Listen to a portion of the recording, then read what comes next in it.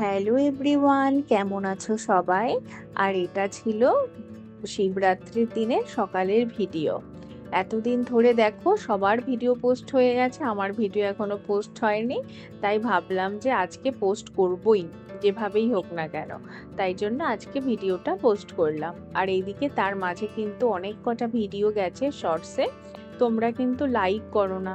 তোমাদের যদি ভালো লাগে ভিডিওগুলো, অবশ্যই তোমরা একটা করে লাইক দিয়ে দিও, তাতে কিন্তু আমারও ভালো লাগবে। আর একটা করে অবশ্যই সাবস্ক্রাইব করে দিও।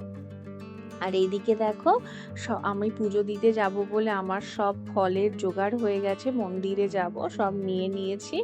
আর এদিকে ঠাকুরের 5 রকম ফল, ধূপ ধূপ বাতাসা বেলপাতা এগুলো নিয়ে নিয়েছি সবকিছু।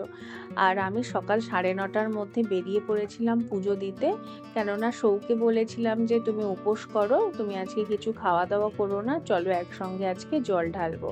কোনোবার তো একসঙ্গে জল ঢালা হয় না। আর গত বছর তো আমি জল ঢালিনি ঠাকুরের মাথায়, আমার খুব শরীর খারাপ হয়ে গিয়েছিল, তাই জন্য আর ঠাকুরের উপোস করিনি। আর সেই ভয়তে কিন্তু সৌ আমাকে এখন আর কোনো উপোস করতে দেয় না।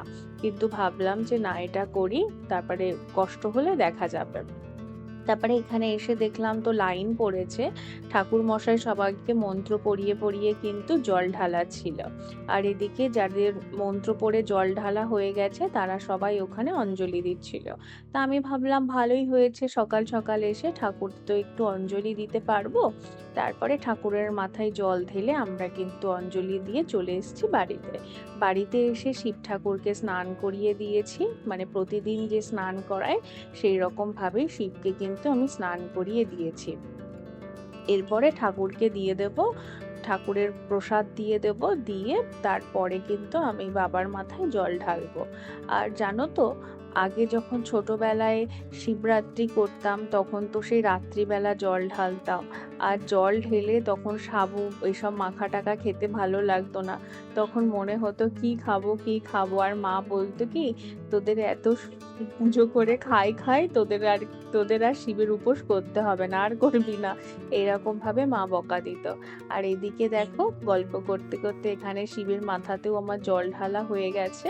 আর এইদিকে ঠাকুরকেও আমি একটা ফল দিয়ে দিলাম। আর পুজোর শেষে একটু ধুনো দিয়ে দিয়েছিলাম সব ঘরে, যাতে একটু পজিটিভ এনার্জি আসে। আর ধুনো দিতে আমার এত ভালো লাগে, আমার না খুব ভালো লাগে ধুনো দিতে। আর প্রতি বৃহস্পতিবার আমি কিন্তু সমস্ত ঘরে ধোঁয়া দিই, মানে ধুনো দিয়ে দিই। আর সেই ধোঁয়ার গন্ধটা এত সুন্দর লাগে না, সে আর কি বলবো। তো যাই হোক, আমার এখানে পুজো শেষ হয়ে গেছে ধুনো দেওয়ার পর। আর দেখলাম বাইরে এসে দুটো ফুলও ফুটেছে। আমার